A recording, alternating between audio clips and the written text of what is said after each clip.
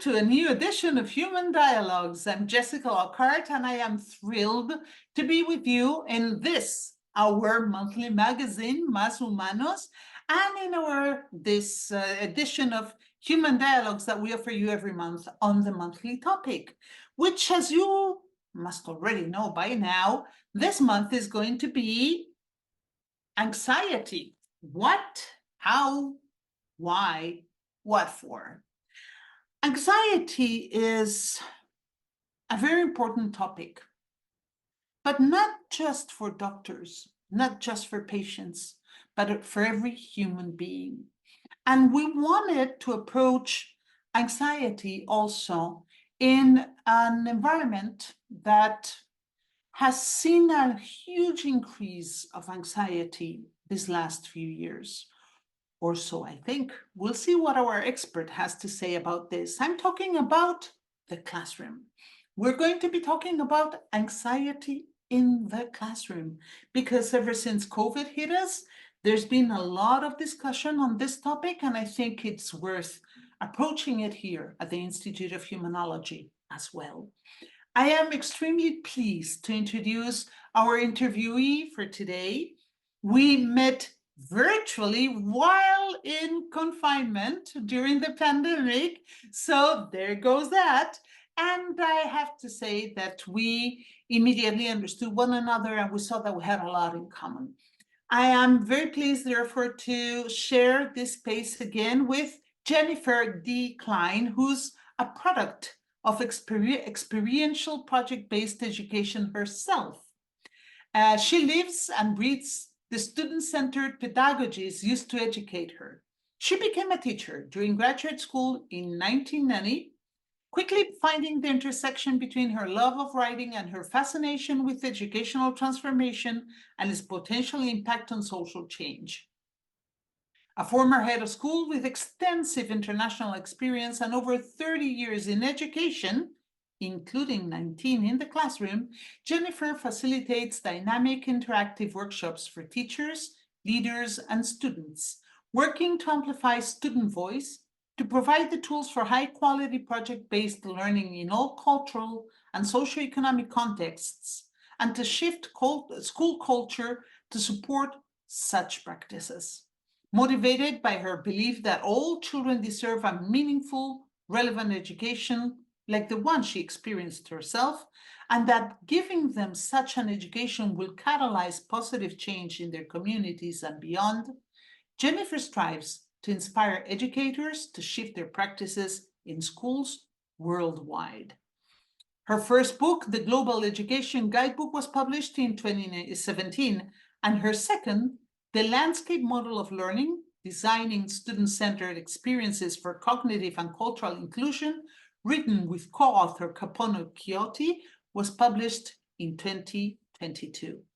You can understand now, after reading this bio, why I am so thrilled to have Jennifer with us on Human Dialogues. Jennifer, welcome. So happy to have you with us. I'm thrilled to be here. Thank you for inviting me, Jessica.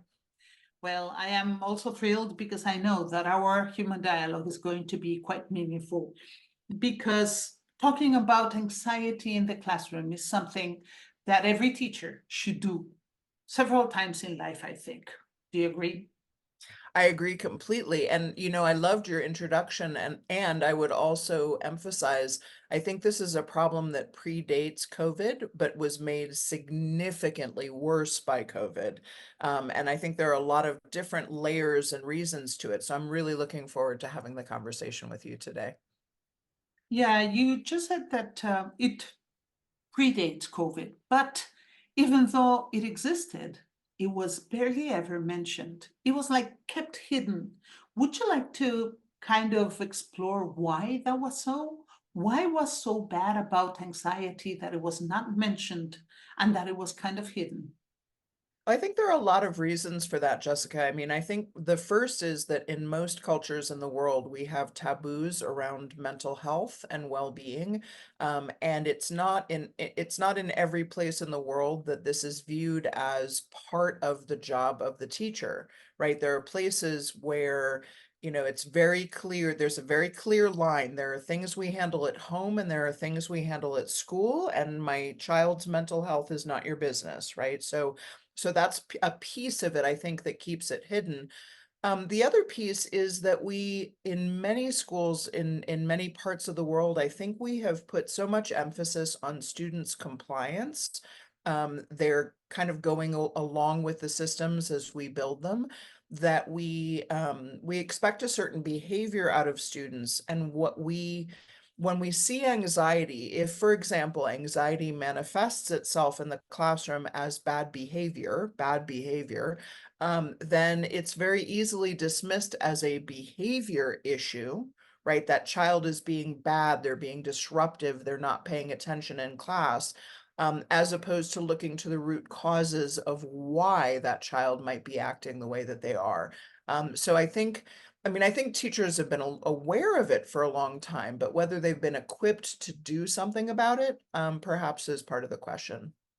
You see, it's funny because you said we are not the parents, and some pattern. I will say it, and some parents, sorry, sometimes feel offended if we somehow even mention the possibility that their children might be suffering from anxiety. And sometimes, though, is the teacher the first one who notices something is amiss. And I Absolutely. want to speak precisely about that. You know, parents, teachers, but there's a third level, which would be the medical field. Nurses, doctors, and teachers are like squeezed in between. So, on the one hand, you have parents and teachers. So, what do we do in that aspect? Do we confront parents? Do we approach doctors and say, I think this child has a problem? That's a very difficult situation to be in, isn't it, Jennifer?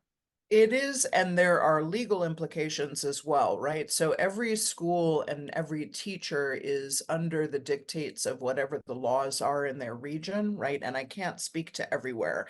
I can certainly speak to my own experience and say that in the places where I've worked, either as a teacher or as a leader, there has always been a pretty complicated system of confidentiality around the child's needs, but also legal responsibility to do something if we know that the child is somehow in jeopardy, right? So what that means then is that it is our responsibility. You know, in the United States, the term for this, for the role of the educator in Latin, this is the legal term, is in loco parentis, which means that we are there in place of the parent, right?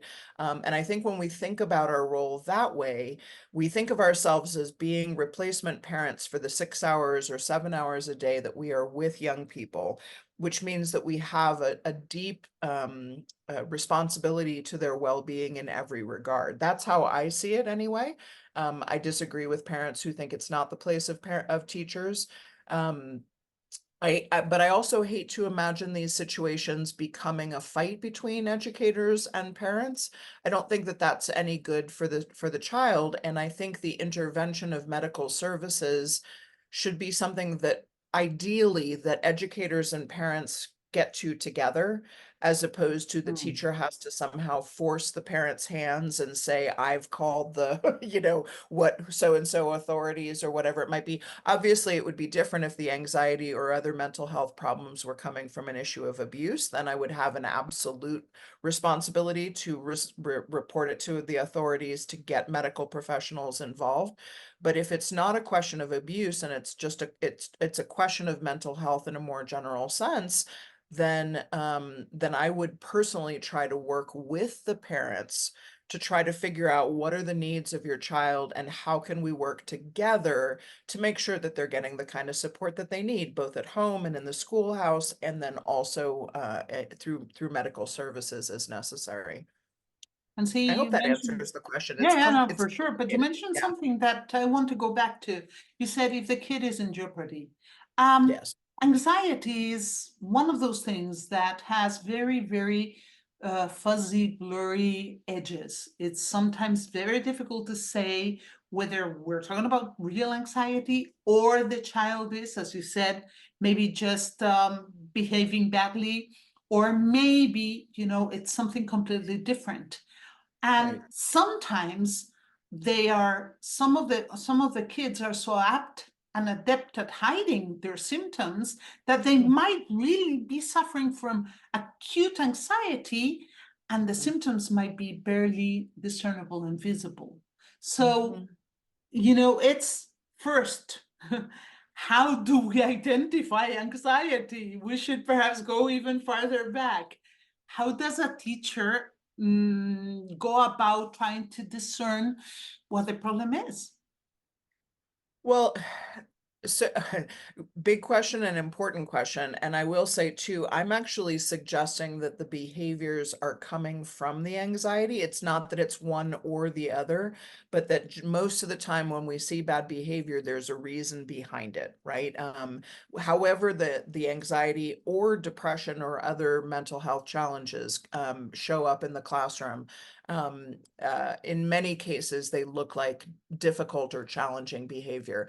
I would love to take a step back actually even further and say that one of my strong beliefs is that part of what's causing the anxiety that we're seeing in young people is not just the social anxiety that we saw elevate during and after COVID, right? Of students being unaccustomed for a really long time of being mixed in with so many people in one small space, right? For just as an example of one of the causes.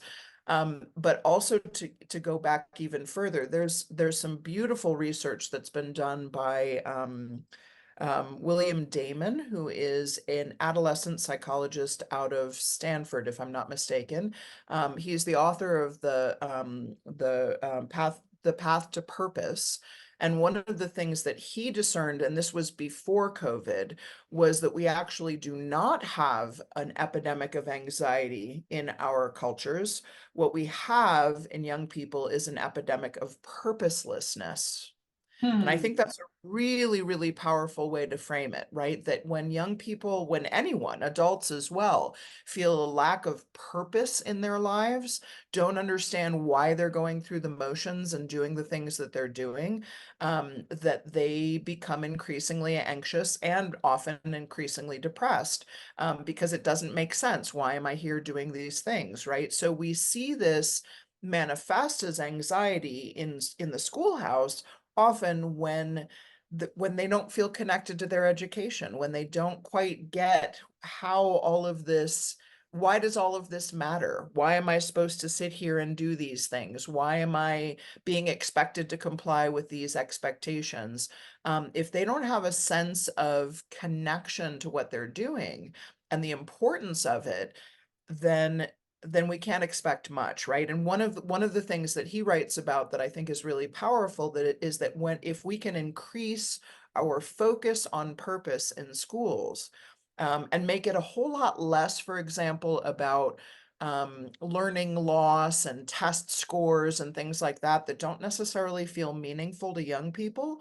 They might be the reason that we get our jobs and keep our jobs as adults, but for the young person we're trying to motivate and help find wellness, those things don't, like this is what you need for the test, that just increases the anxiety, right?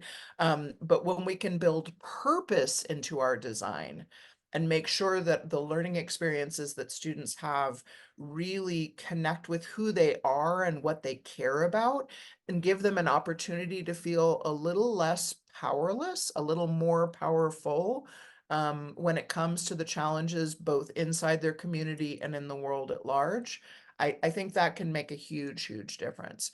Um, and I want to name that as one of the causes as well, Jessica, right? So we've got causes like social isolation during COVID, but we've also got things like climate change.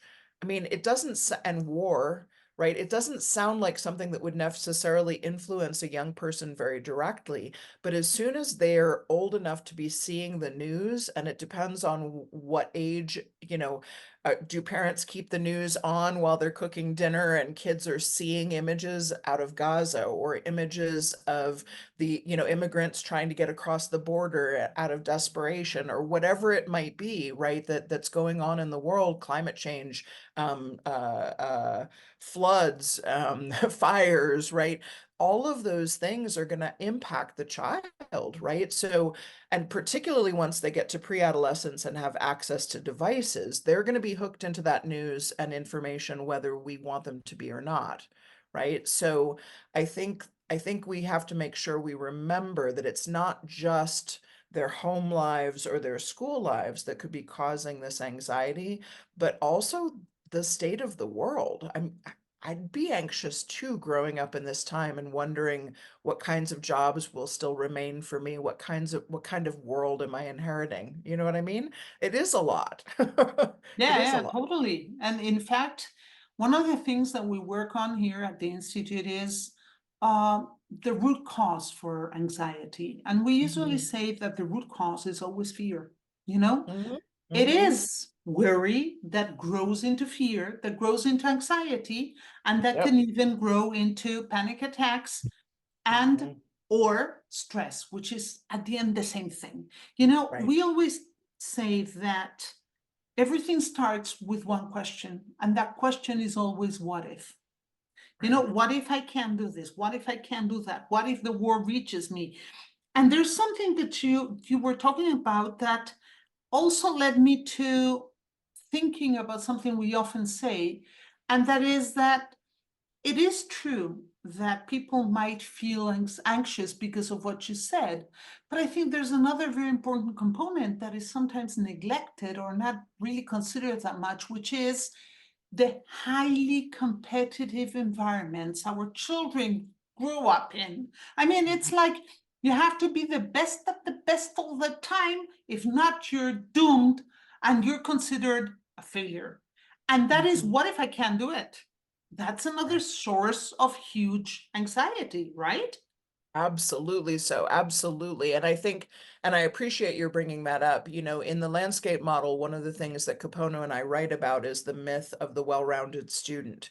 And and you're signaling exactly that, right? This myth that young people are expected to be good at absolutely everything in school, right? And yet, when we leave school, you and I know this perfectly well as adults, we're not good at everything, right? We don't have to be good at everything. And in fact, there are courses for professionals about, building out a team with all the skills that you lack yourself, right? How do you create that complementary leadership team that has all the skill sets there, but not because one person has all of them, but because among us we have all of them. We outsource work, right, that we're not good at. I hire an accountant to take Yeah. care of my taxes and help me with my finances, right? Because that's not something that I'm strong in. And that's okay as adults. And yet I think you're very right that it's not seen as okay for kids. Then let's add another layer to that, that it's not just that expectation of be good at everything, but also in some contexts at least, and this is true in the United States and most of the US, the constant drilling and testing of skills, right? And it's the testing piece that I think creates the most of that anxiety when kids know perfectly well that at the end of the year they're going to have to take, 5 days worth of heavy duty all day exams to show off what they know. And in many cases, those systems, which were designed to try to include and to try to make sure that all students achieved, are actually having the opposite effect because they're over stressing young people. um, I've been doing some work in Austin public schools. I've just started some work in Austin public schools in Texas with several schools where the majority of students, these are Title I schools, kids have experienced trauma. They have lots of newcomer students who have crossed borders and moved across the world looking for a different life, who have been unschooled for major portions of their years.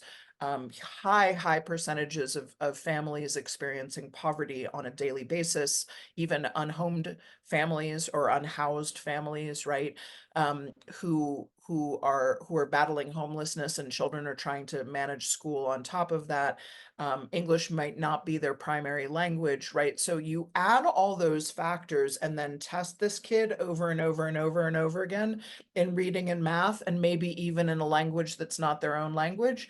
And you can't be surprised that kids are so stressed out, right? That they are so anxious and so worried, and feel that pressure to be good at everything because the test expects that of them, right? And here in Yes. the United States, there are states where, and Colorado is one of them, states that are called report card states, which means how well the students do on the test decides the score that the teacher gets, or the report card that the teacher gets, that the leader gets, and that the school gets. And so you end up with teachers, stressing the kids out more because they need to keep their job, and principals putting that same kind of pressure onto the teachers. It's a recipe for stress and disaster, rather than, and let's be clear, none of this is good for learning, Yeah. right? None Not at of all. this is good for learning. All of the research shows how anxiety and stress and worry, and a lack of hope too, can Mhm. impact our academic success as well, right? So it's not just, oh, the kids aren't okay. It's the kids aren't okay, and if your goal was to improve their learning, you're doing the opposite. Yeah. And there's one more thing that I think has to be added to this melting pot that we're seeing already, which is Mhm. with the arrival of the internet, kids have Mm, access to a lot of information and they mhm, don't always use it the best way they should. So we're seeing more and more young people who Google their alleged symptoms and label themselves and diagnose themselves and start behaving a certain way because they actually truly believe they suffer from certain things mhm. that might not be true, but Right. that is also creating, I think, an added layer to the whole complicated situation of anxiety in schools. I Do you would agree? agree. Yeah, I totally agree, Jessica. And I think it's not just that the internet provides the symptoms or the potential diagnoses, but it also is, I mean, there have been huge controversies here, for example, about advertising that was targeting young people, around body image and things like that, right? So that creates another layer of stress for young people, particularly in adolescence. I think there are, we haven't even begun to talk about things like bullying and cyberbullying and the effect that that has on a young person's anxiety. And of course, with cyberbullying, it, I mean, I had a bully growing up. My sister and I had a bully in the neighborhood growing up, and she was our bully from the moment we got off the bus from our alternative public school to the moment we got to our front door, right? But that was it. That was the extent of her bullying, was that she would, figured out our bus schedule and would torment us between bus stop and home, and then it was over. And when I think about young people today, it's never over, right? It's, unless the phone is out, and even when the phone is out of my hands, it's still happening, right? And it's 24/7. So I think, yeah, I think there's a lot there. I have two perspectives, if I can offer that, on this Sure. question of there having so much access to so much information. Mhm. One part of me, of course, recognizes that using phones as the example, or computers, are the most important informational technology of our times, and that it would be absurd to suggest that schools and parents should just constantly take those devices away from their children.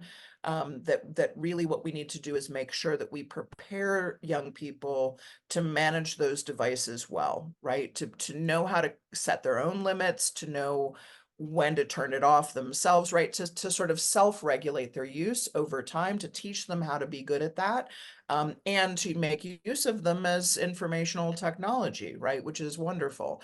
So there's that part of me that thinks like an educator, like our job is to teach them to use these devices well and keep themselves healthy.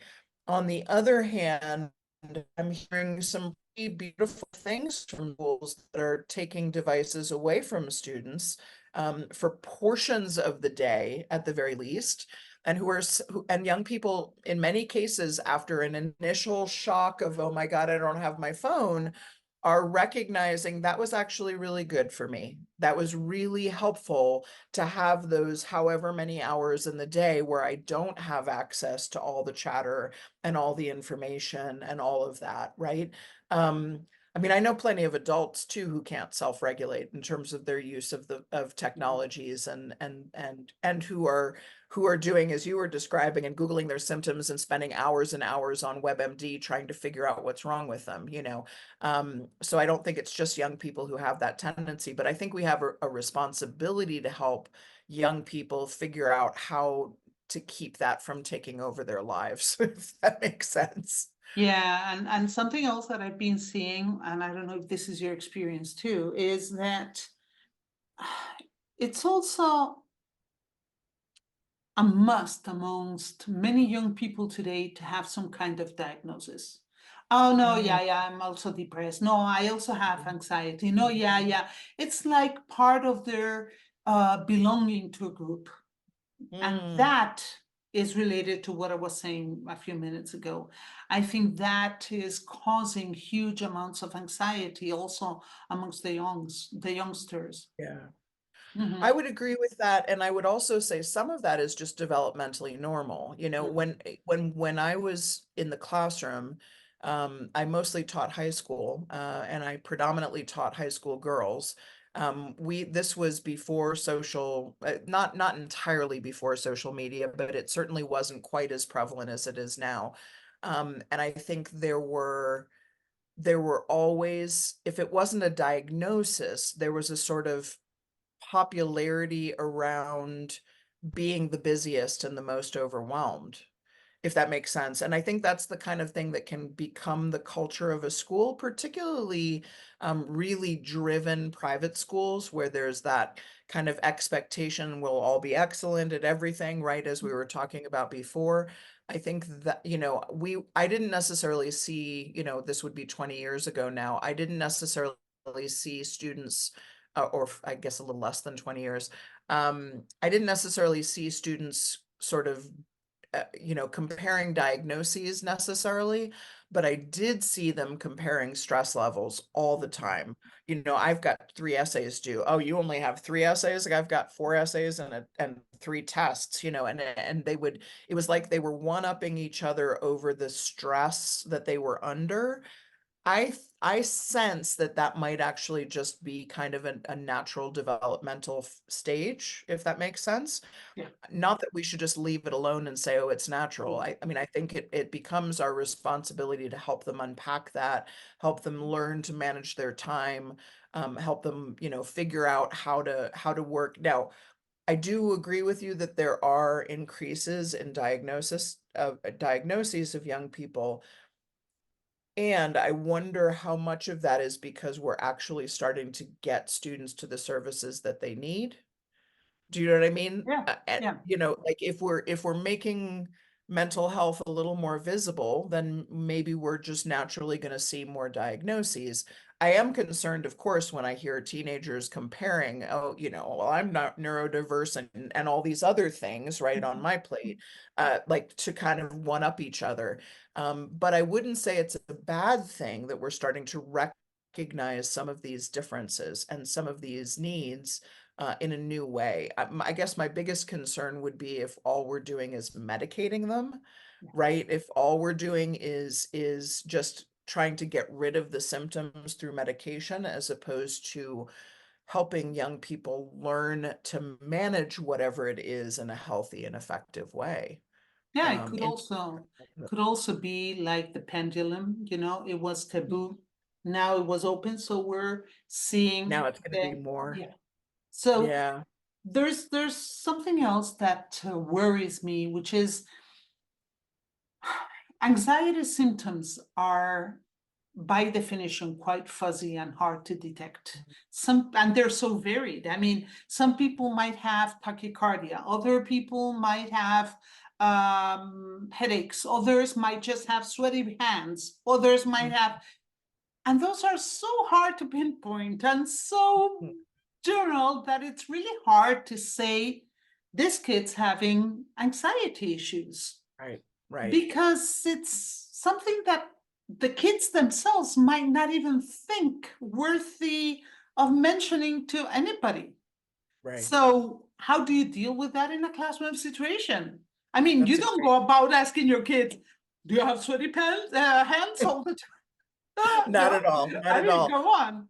Right. Well, but you signaled something important early on in this conversation, which is that teachers are often the first people to notice this, right? Mhm. Because they notice the little subtleties in behavior, especially if they're really tuned into their students. They're going to notice the shaking hand, the whatever it might be, right? But you're right that the symptoms are varied. I think I'll speak from my own classroom experience and say that I actually think one of the well, there are two things that I would say are really essential when it comes to the classroom. The first is the role of the counselor, right? The role of the experienced, trained psychologist who knows about the developmental stages and the social emotional needs of different age groups, and who can help to support, right? So, whether that is coming into the classroom when a teacher says, I've got a child with a behavior issue, can you come in and observe class a few times and help me understand what's going on and work with this kid? However we do it, our trained professionals are a really, really important support inside of schools, is the first thing I would say.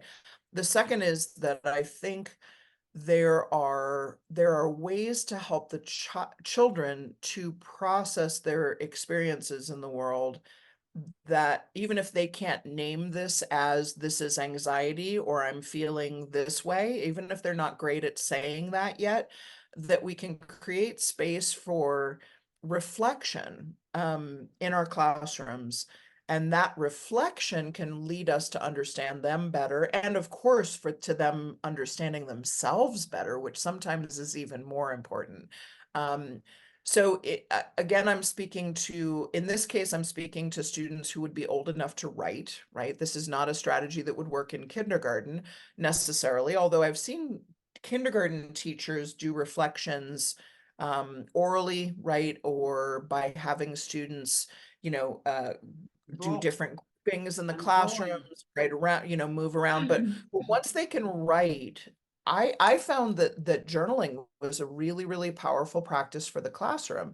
And of course, as an English teacher, I also needed my students to learn to write, right? So I was still meeting my academic standards. If anyone was worried I was wasting my time.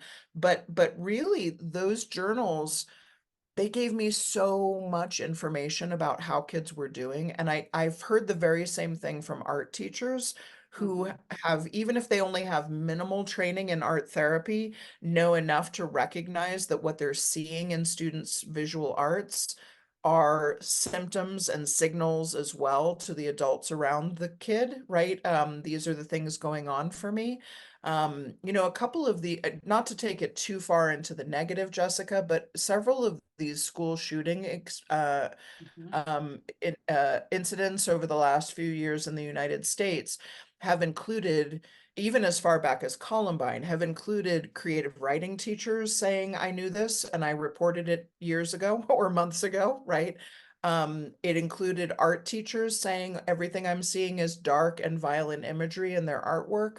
And so I think I'm actually a really strong believer that the arts provides both a set of therapies or potential therapies for the child who needs space for reflection, space to understand themselves, space to come to terms with things about themselves or their lives, and provides a potential diagnosis tool for the adults around them to notice this kid needs some support, right? This kid needs some help. When I was a creative writing teacher, these things surfaced all the time in my classroom. And as a result, I had a very direct communication line with the counselor.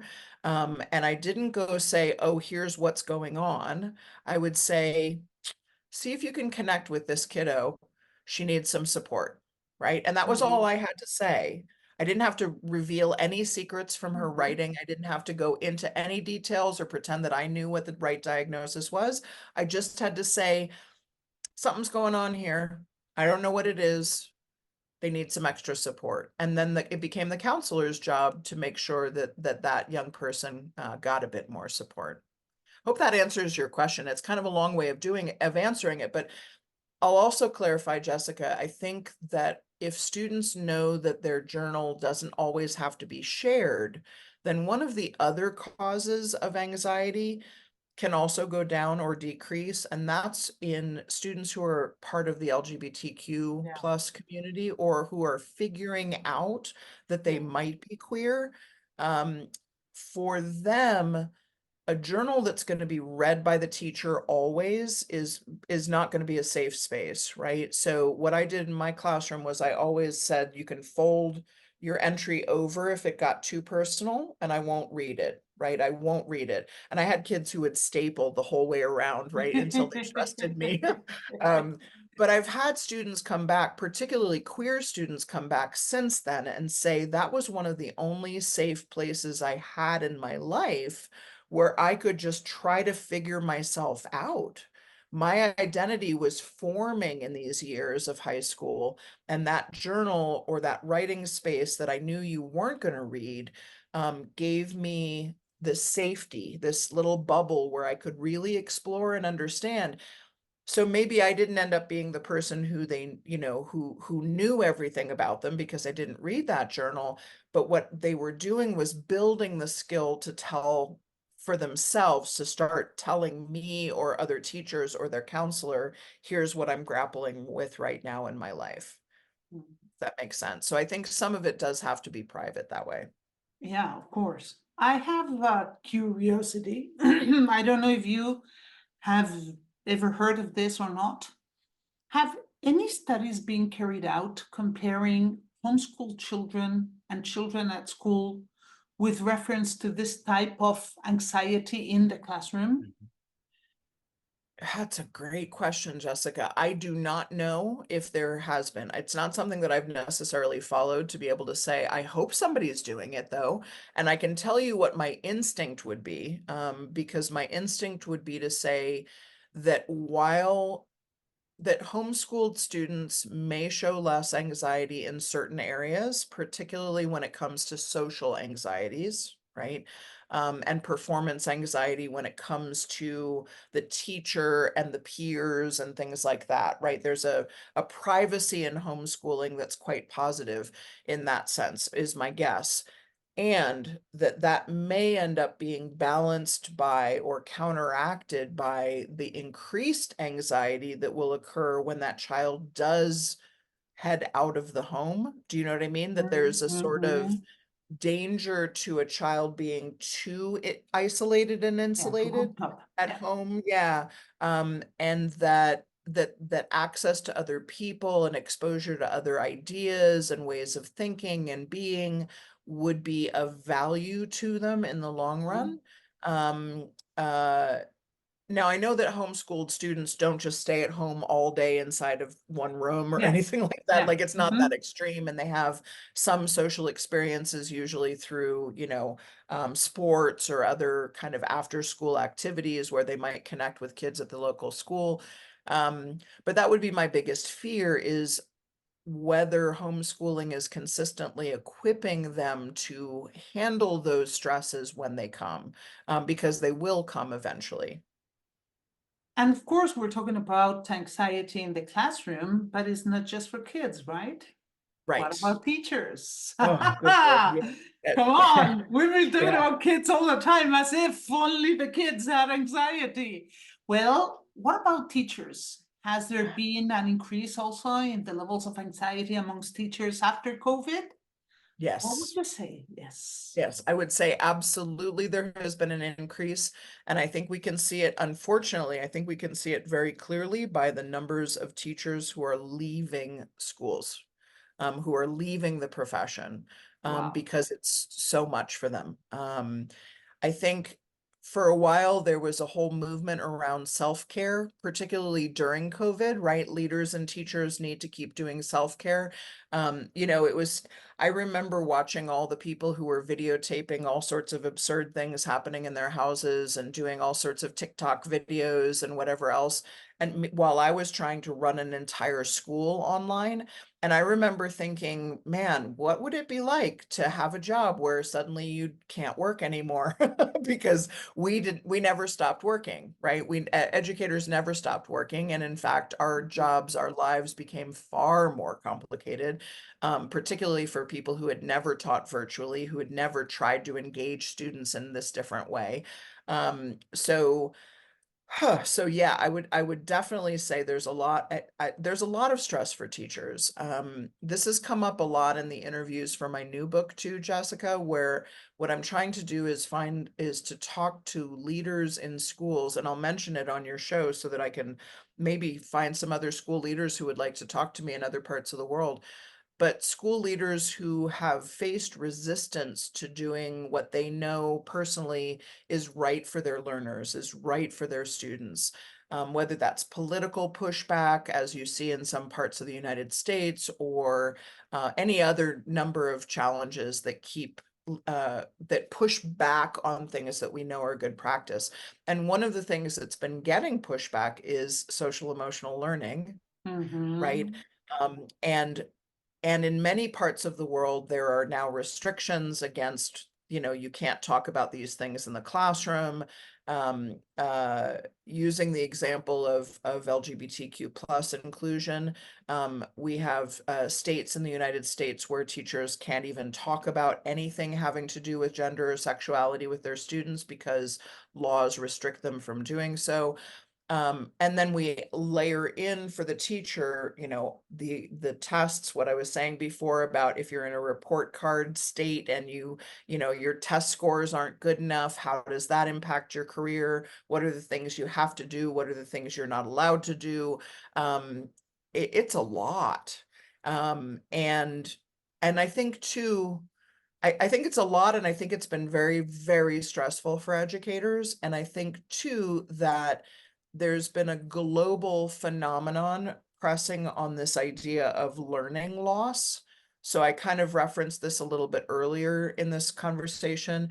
Learning loss was pulled out right after COVID, or like toward the end of COVID, as this big, bad, ugly problem that we had, that every students all over the world were behind now, and what were we going to do about it, and how quickly could we get them back up to grade level.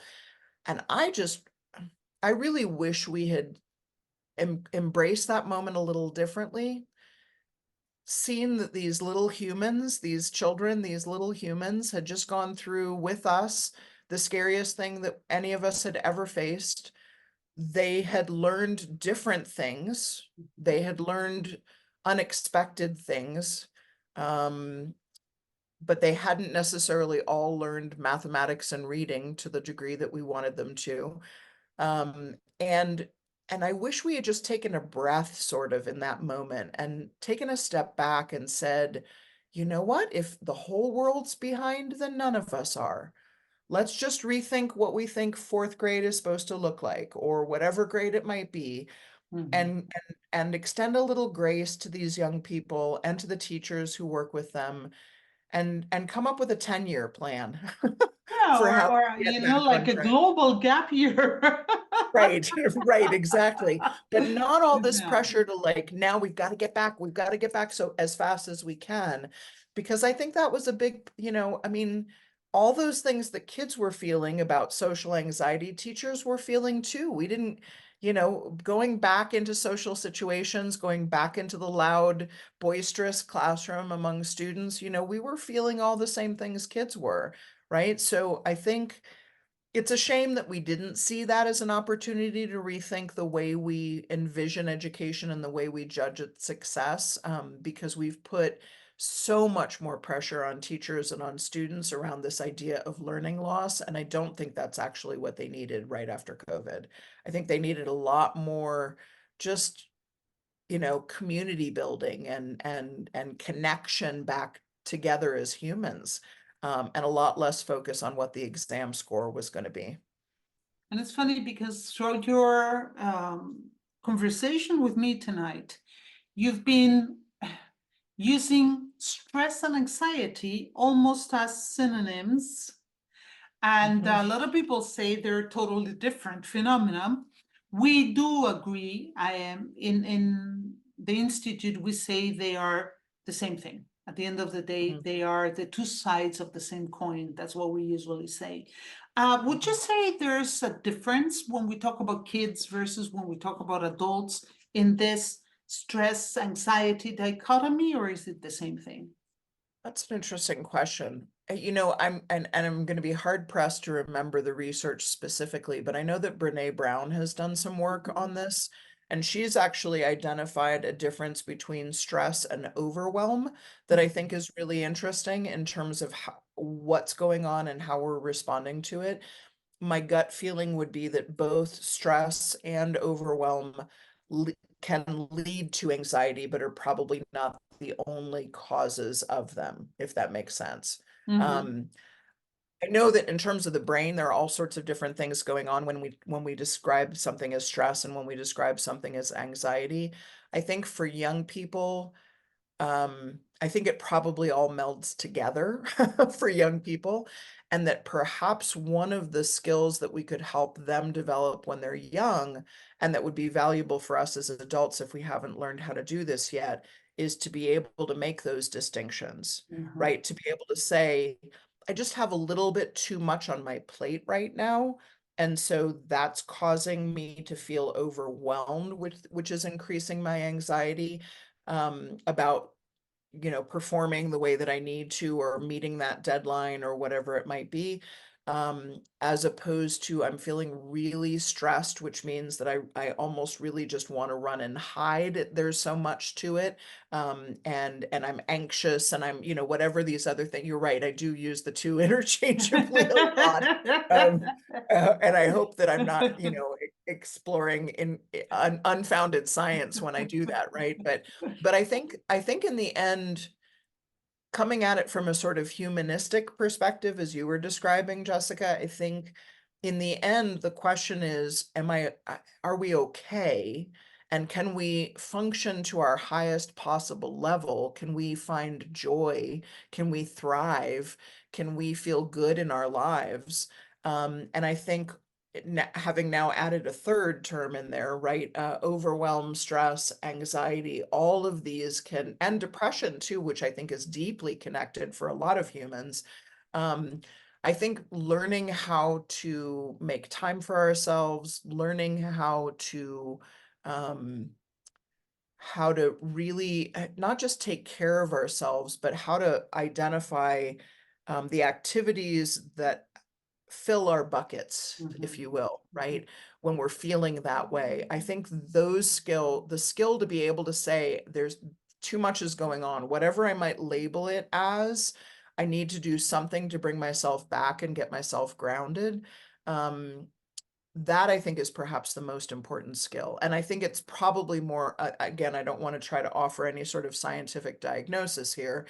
And so nobody please go to your doctors and Mhm. say, hey, Jennifer said this is, but I do think that, that a lot of things that we currently medicate, both in young people and in adults, could actually be mitigated or at least lowered if we were to learn how to recognize those moments when it's happening before we go into crisis, and to take the time we need to take care of ourselves, if that makes sense, right? So Totally. Yeah. I know that I get stressed in certain moments around deadlines. If I make the effort to put on my tennis shoes and go take a walk around the block, I can usually continue to produce, right? I've got some piece of writing that's due and I'm struggling with it and I'm getting overwhelmed and anxious. Um, I think it's probably healthier. That's not the same thing as clinically diagnosed anxiety, right? But it is me learning how to respond in those moments when I feel that overwhelm or that stress to take care of myself and to do something that will get me back on my path. I hope that was a very long answer. I hope I answered your That's question okay. in That's there. okay. I'm not going to get into this, but of course, we have the whole neurodivergent, neurotypical dichotomy as well, that also adds an added level of anxiety in the classroom, I think. But I think we're going to have to leave it for another human Yeah, dialogue. I would love to Yeah, talk about that. And I will just say, I think anything that makes a young person different can, in the classroom, can be a cause of stress and anxiety, right? Anything that makes you feel like you don't fit in somehow. And that tends to be particularly true of neurotypical students, right? So, or neurodiverse, pardon me, students, is that feeling of like, my teacher is only looking for one answer and I have 18. So how do I, how do I fit into this, right? I agree with you, though, it's a much bigger topic. So glad to discuss it on another date. that'd be perfect. I would like to ask you just one more question. We've Okay. seen that there's differences when we compare children and adults and anxiety in the classroom. You gave us some tips on how to deal with it, you know, when you're a kid, and how you could gain some tools that might be long lasting in life. Any other tools, any other recommendations before we finish this very interesting talk today? Absolutely. Well, let's go back first of all to that question of bad behavior, Mhm, right? I mhm, think that the teachers sort of, and I don't want to sound like I'm blaming teachers at all. Bad behaviors in the classroom, disruptive behaviors in the classroom are challenging for any teacher. Um, and there's usually a root cause. And so what I see teachers too often do is keep that kid back from recess or shout at that child and make them stay in their seat or whatever it might be. In Austin Public Schools, I saw a really interesting strategy across all the schools that I was in, which was the use of peace corners. And that's just like a little restorative niche or a little space in the classroom. It's not the same thing as being sent to sit facing the corner as they did back in the day, right? it's not It's a time out. it's not a timeout, right? Exactly. Not in that way anyway, right? But it is a space where a child can choose or the teacher can encourage a few minutes of quiet and reflection so that they can get themselves kind of back together, right? Um, I think when we take away recess from the child who is behaving badly, we're taking away that self-care piece that could actually help them, modulate their own behavior. So I do think some of it has to do with our response. I encourage educators not to see this as a disciplinary issue that they need to somehow control, but rather look for the root causes, try to understand with the help of the counselor potentially, why is this young person showing these behaviors? What are the things that can help them get better at managing their own stress, at communicating their needs better, at what are the things that I need to do as an educator that will help them feel more engaged and more in control of or their experience, right? So that they don't feel like a victim in their own education or of their own education. Um, I think, I've mentioned journaling, I've mentioned a few different things. I think it's our role as educators, right? Well, and I'll go back to that term in loco parentis from the beginning, right? And say, if we see we're not called to education because we want high test scores. We're called to education because there's something about young people that we love and we want to be part of helping them grow as whole human beings who thrive both in school and in their lives beyond school. So I think when we can approach anxiety that way as well, we are pretty well equipped, even if we don't have a background in psychology, to be able to see, ooh, this young person is struggling with something. It's showing up in my classroom as a behavior that's challenging, but there's something else going on. How can I help them understand where it's coming from? This kind of leans toward trauma-informed Mhm. instruction too, right? Which I think is another important strategy. What can we do? What can I do to help this child get better at recognizing how they're feeling and help them have a better toolkit for responding to it? Um, I think that in so many ways we have that opportunity and that responsibility to help young people get better at navigating all of that, right? And at making good choices and and including the choice to say, I need 5 minutes. I can't, right?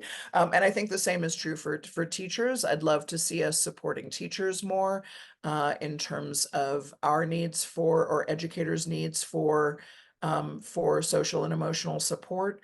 I think, and actually, I will add one more thing, Jessica, that I haven't talked much about today, which is the classroom space itself. Um, I think there's a lot that we can do to make sure that our classroom environment feels warm and welcoming. And I don't mean that we make it look like our living rooms.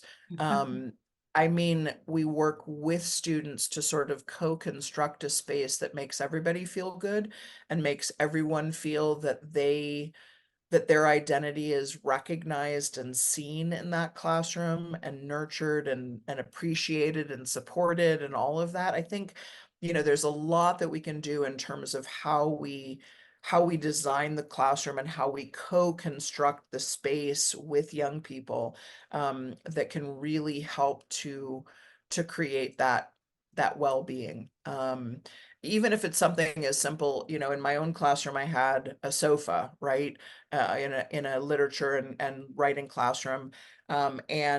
And when we were journaling, students would rotate turns being on the sofa. Sounds like a really small thing, but or even just, letting them lie on the carpet or whatever it might be, having lots of different kinds of spaces so that students can make choices about where they want to be, and can make those choices based to some degree on what makes them feel better, what makes them feel calmer, what makes them feel safer. See, at the end of the day, children spend a lot of hours with their teachers. I think they spend more time with their teachers than with their own parents. I think In that many cases. that teachers, especially when there's a classroom teacher in the first few years of education, they spend much more time with that one adult than with any other adult in their lives. And that's why I think it's so important to discuss this and to help those teachers help those children. Because at the end of the day, this is a matter of human connection. Those children need to feel connected, and those teachers need to feel supported to be able to connect with those teachers, with those kids. So I think that we need to continue striving for a more human kind of school environment for everyone, because we somehow lost that.